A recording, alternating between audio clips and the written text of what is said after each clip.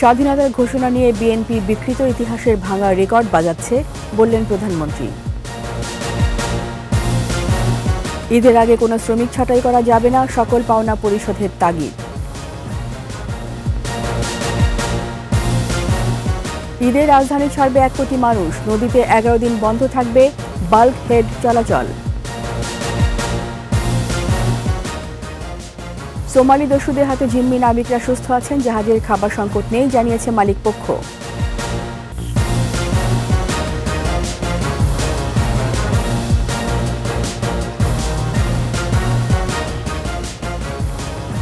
শুনছিলেন first security ইসলামী bank PLC সংবাদ শিরোনাম। আমন্ত্রণ রাতের 21 সংবাদের সাথে আছি আমি রীতা চৌধুরী। দর্শক, 21 টেলিভিশনের সংবাদ একই সাথে সরাসরি দেখতে পাবেন আমাদের ফেসবুক পেজ www.facebook.com/2124 অনলাইনে। ভারতীয় পণ্য বর্জনের নামে বিএনপি রং ঢং করছে বলে মন্তব্য করেছেন প্রধানমন্ত্রী শেখ হাসিনা। বলেছেন, স্বাধীনতার ঘোষণা নিয়েও ভাঙার রেকর্ড বাজাচ্ছে বিএনপি। প্রধানমন্ত্রী বলেন, স্বাধীনতার মাত্র 3.5 বছরে দেশ পুনর্গঠনে আর্থসামাজিক সব পরিকল্পনা গ্রহণ করে উন্নয়ন করতে চেয়েছিলেন জাতির পিতা। অথচ স্বাধীনতা ও মুক্তিযুদ্ধকে বিকৃত করে বাংলাদেশকে ব্যর্থ রাষ্ট্রে পরিণত করতে চেয়েছিল জিয়া চক্র। প্রণব চক্রবর্তী রিপোর্ট। 54তম স্বাধীনতা ও জাতীয় দিবস উপলক্ষে মুক্তিযুদ্ধে নেতৃত্ব দেয়া আওয়ামী লীগের আলোচনা সভা। তেজগাঁও দলীয় কার্যালয়ের সভায় যোগ দেন আওয়ামী লীগ সভাপতি ও প্রধানমন্ত্রী শেখ হাসিনা। মুক্তিযুদ্ধে ভারতসহ যেসব দেশ সমর্থন দিয়েছে তাদের প্রতি কৃতজ্ঞতা জানান প্রধানমন্ত্রী। বলেন, বিএনপি গণতন্ত্র খুঁজে বেড়ায়, কিন্তু তারাই গণতন্ত্র হরণ করেছে। আজকে যিনি বলে যান যে 25শে মার্চ সব পালিয়ে গিয়েছিল, তার বাবা কে ছিল? স্বাধীনতার পর 74 সালে যে দুর্ভিক্ষ হয়, তখন খাদ্য সচিব ছিল। এই খাদ্য সচিব বেইমানি করে ভ্রান্ত তথ্য দিয়ে এই দুর্ভিক্ষ ঘটিয়েছিল, যার পুরস্কার পেয়েছিল জিয়াউর রহমান। যখন অবৈধভাবে ক্ষমতা দখল করে তাকে উপদেষ্টা বানিয়েছিল মন্ত্রীর মর্যাদায়। এই মঈন খানের বাবা, তার নাম হলো মমিন খান। আজকে যারা প্রশ্ন করেন যে আওয়ামী লীগ কোথায় ছিল, আমি জিজ্ঞেস করি আপনারা কোথায় ছিলেন? আওয়ামী লীগ সভাপতি বলেন, স্বাধীনতার ঘোষণা নিয়ে ভাঙা রেকর্ড বাজাচ্ছে বিএনপি। সে জাতির পিতার পক্ষে ঘোষণাটা দেয়, পাঠ করে। কেউ যদি কিছু বলে, আমরা আওয়ামী লীগ তাকে খাটো করে দেখেনি। জিয়াউর রহমান একজন মেজর, সে যখন বলছে মানুষের মধ্যে যুদ্ধ ভাবটা আসবে, এই উদ্দেশ্য নিয়ে একজন সামরিক অফিসারকে দিয়ে এই ঘোষণা পাঠ করানো হয়েছিল। সেটাকেই এখন একটা ঘোষক হিসেবে, হ্যাঁ, রেডিওর ঘোষক, টেলিভিশনের ঘোষক, আমাদের এই যে মিটিংয়েরও তো ঘোষক আছে, তাই না? কাজে এটা নিয়ে বড়াই করার তো কিছু নেই। বিএনপির ভারতীয় পণ্য বর্জন বিষয়ে সরকার প্রধান বলেন, তারাই সেগুলো বেশি ব্যবহার করছে। আমি এখন বলবো আমাদের এই বিএনপি নেতাদের, যারা ভারতীয় পণ্য বর্জন করবেন, সবার বাড়িতে যেয়ে তার বউরা যেন কোনো মতে কোনো ভারতীয় শাড়ি না পরে, তাদের আলমারিতে যে কটা শাড়ি আছে সব এনে যেদিন ওই অফিসের সামনে পরাবেন, সেই দিন বিশ্বাস করব যে আপনারা সত্যিকার ভারতীয় পণ্য বর্জন করলেন। এই যে মশলাপাতি, আদা, যা কিছু আসছে, তাদের কারো পাকের ঘরে যেন এই ভারতীয় মশলা না দেখা যায়। আপনারা রংঢং করতে ওস্তাদ। ইফতার পার্টি না করে আওয়ামী লীগ জনগণের সেবায় কাজ করে যাচ্ছে বলেও জানান প্রধানমন্ত্রী শেখ হাসিনা। আর কয়েকটা দিন আছে, অবশ্যই এটা আমাদের অব্যাহত রাখতে হবে। প্রণব চক্রবর্তী, 21 টেলিভিশন, ঢাকা। ঈদের আগে কোনো শ্রমিক ছাঁটাই করা যাবে না বলে মালিকপক্ষকে সতর্ক করেছেন শ্রম ও কর্মসংস্থান প্রতিমন্ত্রী। একই সাথে ছুটির আগে শ্রমিকদের পাওনা পরিশোধ এবং সরকারি ছুটির চেয়ে শ্রমিকদের ছুটি কোনোভাবেই কম হওয়া যাবে না বলে জানিয়েছেন প্রতিমন্ত্রী। শৌলী শবনমের প্রতিবেদন। দেশের তৈরি পোশাক খাতে কাজ করছেন অন্তত 1/2 কোটি শ্রমিক। বেতন বোনাস সহ কর্মী ছাঁটাই বন্ধের দাবিতে প্রতি বছরই মাঠে নেমে আন্দোলন করতে দেখা যায় এসব শ্রমিককে। এই ঘটনার পুনরাবৃত্তি যাতে না ঘটে, এজন্য এবার কঠোর হয়েছে সরকার।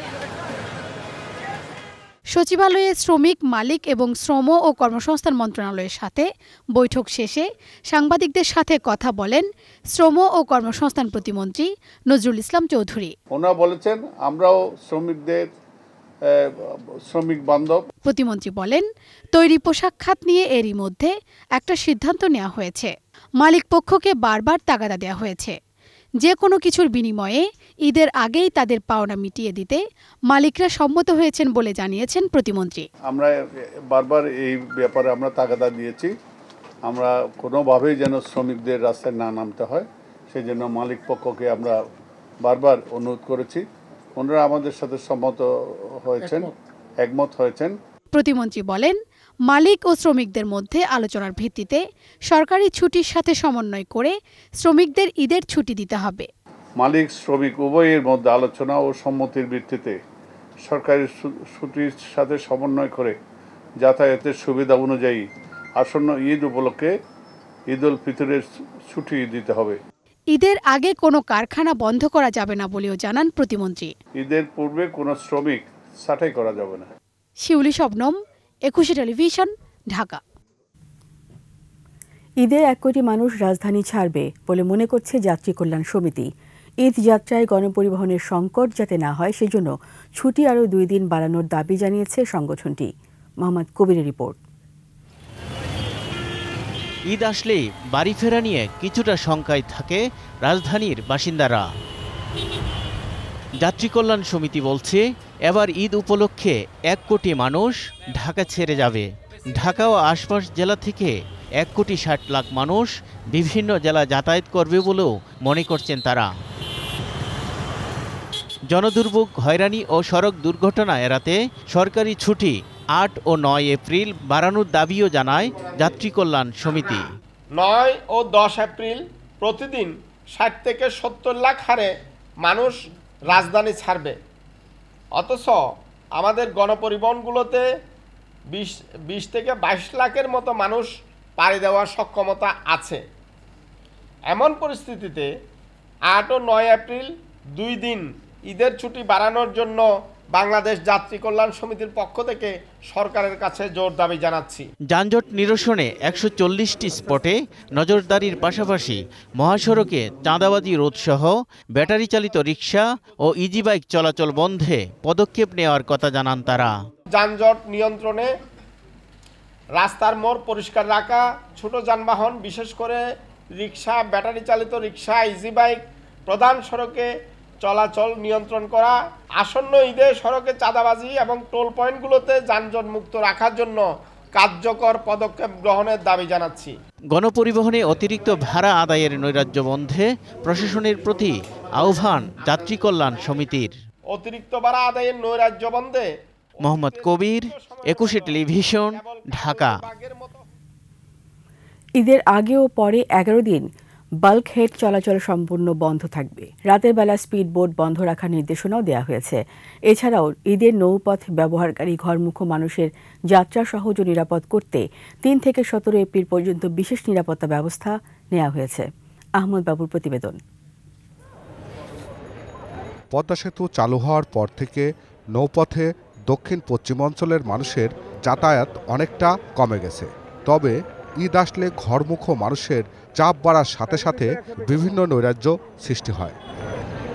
নৌপুলিশ সদর দপ্তরে সরকারের বিভিন্ন সংস্থা, নৌযান মালিক ও শ্রমিক সংগঠনের সঙ্গে মতবিনিময় সভা করে নৌপুলিশের প্রধান। তিনি বলেন, ঈদযাত্রা নিয়ে কোনো ভোগান্তি মেনে নেওয়া হবে না। চাঁদাবাজি, চুরি রোধ ও অবৈধ নৌযানের বিরুদ্ধে বিশেষ নজরদারি করা হবে। নৌপথে সকল প্রকার ডাকাতি, দস্যুতা, চাঁদাবাজি কিংবা অবৈধ নৌযান চলাচল এটি একেবারে জিরো পর্যায়ে নিয়ে আসতে, মানুষ যেন নিরাপদে নৌপথে চলাচল করতে পারে, মানুষ যেন স্বাচ্ছন্দ্য বোধ করে, নৌপথকে যেন বেছে নেয়। নৌপথ নিরাপদ রাখতে নানা পরিকল্পনার কথা উল্লেখ করে নৌপ্রধান বলেন, ঈদকে কেন্দ্র করে সদরঘাট এলাকায় ডিঙ্গি নৌকাও বন্ধ থাকবে। নৌপথকে নিরাপদ রাখার জন্য এর ব্যতিক্রম যারাই ঘটাবেন আমরা অবশ্য কঠোরভাবে তাদের বিরুদ্ধে ব্যবস্থা নিব এবং আমি আপনাদের প্রতি অনুরোধ করব, আপনাদের উপরে যে দায়িত্বটি আছে সেটির জন্য আপনারা পালন করেন। মালিকরাও নিজেদের নানা সমস্যা তুলে ধরার পাশাপাশি যাত্রীদের নিরাপত্তা নিশ্চিতে চাঁদাবাজি বন্ধের দাবি জানান তারা। নৌ পুলিশ ক্ষমতা সঠিকভাবে ব্যবহার করলে এই চাঁদাবাজিও বন্ধ হবে এবং পথে ঘাটে যে অন্যায় অপরাধ হচ্ছে সেগুলোও বন্ধ হবে। 60 নং এই ঘাটগুলিতে বিআরডব্লিউ ইজারা দেওয়া যে একবার ডুববে 5 টাকা দিবে, কিন্তু ঈদ মৌসুম আইলেই এরা 10 টাকা নেয় ডুবতে, 10 টাকা নেয় বাড়িতে। যে বালগেটগুলো আছে, বালগেটগুলো আমাদের হচ্ছে গজব হয়ে গেছে আমাদের জন্য। যতগুলো দুর্ঘটনায় দেখি আমরা 80% দুর্ঘটনা হলো বালগেট। ঢাকা সহ সারা দেশে ঘাট এলাকায় ট্রাফিক ব্যবস্থা সহজ করার দাবি করেন মালিক শ্রমিকরা। আহমদ বাবু, 21 টেলিভিশন, ঢাকা। সোমালিয়া জলদস্যুদের হাতে জিম্মি জাহাজের নাবিকরা সুস্থ আছেন এবং খাবারে কোনো সংকট নেই বলে জানিয়েছে জাহাজটির মালিক পক্ষ। তবে মুক্তিপণের বিষয়ে কোনো কিছু স্পষ্ট করেননি তারা। চট্টগ্রাম থেকে একরামুল হকের পাঠানোর প্রতিবেদন জানাচ্ছেন খুরশিদ আলম মুকুল। 12 মার্চ সোমালিয়া উপকূল থেকে 600 নটিক্যাল মাইল দূরে ভারত মহাসাগরে কয়লাবাহী বাংলাদেশি জাহাজ এমভি আবদুল্লাহ ছিনতাই হয়। 8 দিন পর 20 মার্চ জাহাজটির মালিকপক্ষের সাথে যোগাযোগ করে জলদস্যুরা। মালিকপক্ষ বলছে জাহাজে থাকা 23 নাবিককে দ্রুত উদ্ধারের চেষ্টা চলছে। জলদস্যুদের সাথে মুক্তিপণের বিষয়ে এখনো কোনো সমঝোতা হয়নি বলেও জানান তারা। আমাদের উদ্ধার প্রক্রিয়া এখনো চলমান আছে। দস্যুদের সাথে আমাদের নিয়মিত যোগাযোগ আছে এবং নাবিকদের সাথেও আমরা নিয়মিত যোগাযোগ করে চলছি। এদিকে জাহাজে থাকা খাবারে জলদস্যুরা ভাগ বসালেও এখনো পর্যাপ্ত খাবার রয়েছে বলে জানান মালিকপক্ষের প্রতিনিধি। এখনো পর্যন্ত খাদ্য কিংবা পানির কোনো সংকট তাদের নাই। যদি সংকট তৈরি হয় তখন আমরা প্রয়োজনীয় পদক্ষেপ নিতে পারবো বলে আমরা আশা প্রকাশ করছি। আন্তর্জাতিক সমুদ্রপথে পণ্য পরিবহনে এখন পর্যন্ত জলদস্যুর কবলে পড়েছে বাংলাদেশি পতাকাবাহী জাহাজ এমভি জাহানমণি ও আবদুল্লাহ। 2010 থেকে 2024 এই 14 বছরের ব্যবধানে সোমালিয়া জলদস্যুদের কবলে পড়া দুটি জাহাজেই চট্টগ্রাম ভিত্তিক শিল্প গ্রুপ KSRM এর। খুরশিদ আলম মুকুল, 21 টেলিভিশন। নিচ্ছি সংবাদ বিরতি। যখন ফিরব তখন অন্যান্য খবরের সঙ্গে আরও থাকবে। 7 বছরও নির্ধারিত হয়নি গরুর মাংসের দাম, কসাই ব্যবসায়ী পাল্টাপাল্টি অভিযোগ। আবারও আমন্ত্রণ রাতের 21 সংবাদে। 7 বছরেও গরুর মাংসের দাম নির্ধারণ করেনি সিটি কর্পোরেশন। কসাইরা দোষ দিচ্ছেন ব্যবসায়ীদের, আর ব্যবসায়ীদের অভিযোগ খামারিদের ওপর। মাঝ থেকে মাংস সিন্ডিকেটের কাছে জিম্মি সাধারণ ভোক্তা। আহমদ বাবুর প্রতিবেদন। 2017 সালে গরুর মাংসের দাম 320 টাকা নির্ধারণ করে দেয় সিটি কর্পোরেশন। এরপর থেকে প্রতি বছর নিজেদের মতো করে দাম বাড়ায় আর কমায় মাংস ব্যবসায়ীরা। সর্বশেষ 800 টাকা দাঁড়ায় প্রতি কেজি গরুর মাংস। তবে এবছর 665 টাকা মূল্য নির্ধারণ করে সরকার, যা মানতে পারছেন না কসাইরা। রাজধানীর মিরপুর, পুরান ঢাকা ও শাহজাহানপুরের কিছু কসাইয়েরা 600 টাকার নিচে গরুর মাংস বিক্রি করছেন। বাইরে দেখা গেছে 780-800 টাকা করে, আর এখানে 600 করে পাওয়া যায়। সরকার ইচ্ছা করলে অনেক কিছু করতে পারে, এরকম খলিলের মতন আরো খলিল সরকার ইচ্ছা করলে বানাইতে পারে। সরকার একটা সিন্ডিকেটের কাছে জিম্মি হয়ে গেছে, এই জন্য করছে। আর খলিল কোনো সিন্ডিকেটের কাছে জিম্মি না, সে নিজে এককভাবে ব্যবসা করতেছে। গরুর মাংস বিক্রি করে আলোচিত খলিলের অভিমত, সরকার খামারিদের লোন সুবিধা দিচ্ছে, কিন্তু তারা খুচরা ব্যবসায়ীদের গরু দিচ্ছে না। আবার ঈদের সময় 10 থেকে 30 লাখ টাকায় গরু বিক্রি করে তারা। পৃথিবীর সব দেশে আপনার প্রতিটা পণ্যের দাম কমায় দেয়। আমি ওই দিক দিয়ে চিন্তা করে যেহেতু আল্লাহর রহমতের মাস, বরকতীয় মাস, এই জন্য আমি এই দামটা করা। 15 থেকে 20 দিন যদি দোকান বর্ডারটা খুলে দেয়, তাহলে কিন্তু আপনাদের বাংলাদেশের মাংস যারা ক্রেতা আছেন, ভোক্তা আছেন, এরা কিন্তু 500 টাকা কেজি গোস খাওয়া সম্ভব আছে। যেটা 8 লাখ টাকা করে এটা বিক্রি করে 20 লাখ টাকা, যেটা 10 লাখ টাকা করে এটা বিক্রি করার 30 লাখ টাকা। আসলে ওনাদের মুনাফাটা কমে যাবে, আসলে খামারিদের কোনো ক্ষতিগ্রস্ত হবে না। সরকার সিন্ডিকেট ভাঙার ঘোষণা দিয়ে তাদের সঙ্গে আঁতাত করছে বলে অভিযোগ করেন মাংস ব্যবসায়ী সমিতি। অস্বাভাবিক মাংসের দামের প্রতিযোগিতা, এটা ঢাকা সিটি কর্পোরেশন 2টা মেয়রের একটা মেয়রও কিন্তু তদারকি করেনি। নির্দিষ্ট মাংসের মূল্য নির্ধারণ করা উচিত। সরকার একদিকে বলে সিন্ডিকেটের দাঁত ভেঙে দিব, আবার আরেকদিকে সিন্ডিকেটের সাথে বৈশাই প্রাণী সম্পদ মন্ত্রণালয়ের ভিতরে লুকায়া থাকা এই যে ফার্মারদেরকে এই চক্রান্তে আমরা পড়ে আছি। সরকার খামারিদের কাছ থেকে গরুর মাংস নিয়ে রাজধানীর বিভিন্ন স্পটে 600 টাকায় বিক্রি করছে। এখানেও তারা সুবিধা পাচ্ছে বলে অভিযোগ মাংস ব্যবসায়ী সমিতির। আহমদ বাবু, একুশে টেলিভিশন, ঢাকা। বিশেষ আয়োজন উত্তাল মার্চ।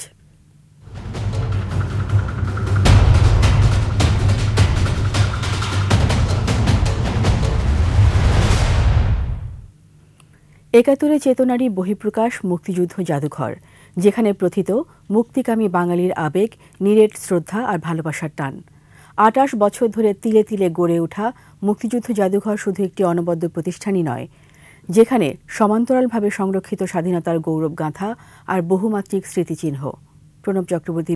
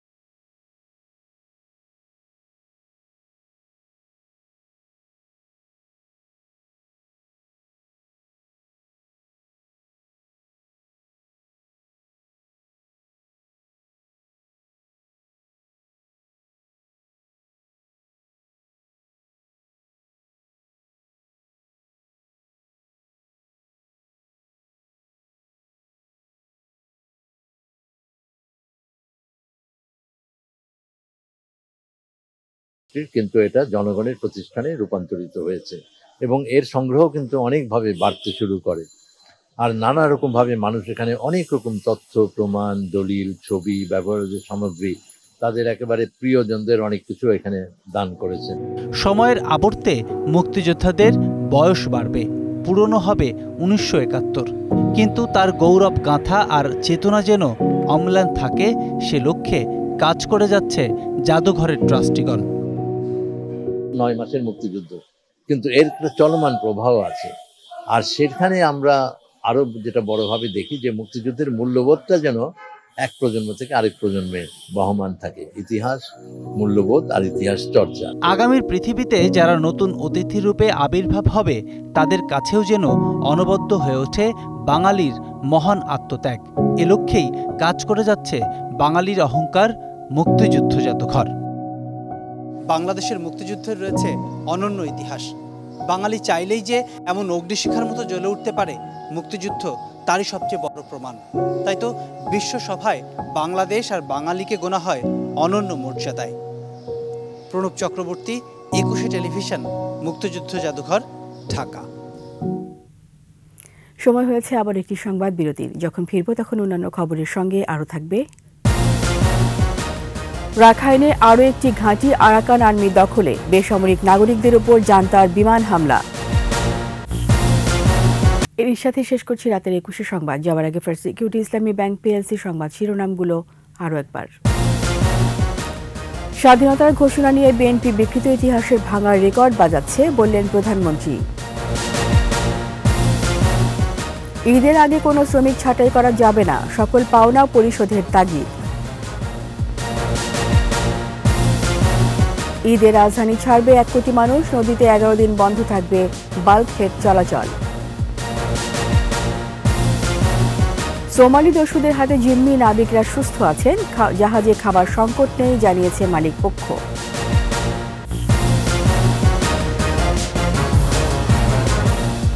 সবশেষ খবর জানতে ডায়াল করুন 2021 নম্বরে, আর ভিজিট করুন ekushe-tv.com ওয়েবসাইটে। এছাড়া ফেসবুকে ভিজিট করতে পারেন facebook.com/2124 অনলাইনে। ২১শে খবর দেখুন, ২১এর সাথেই থাকুন। ধন্যবাদ সবাইকে।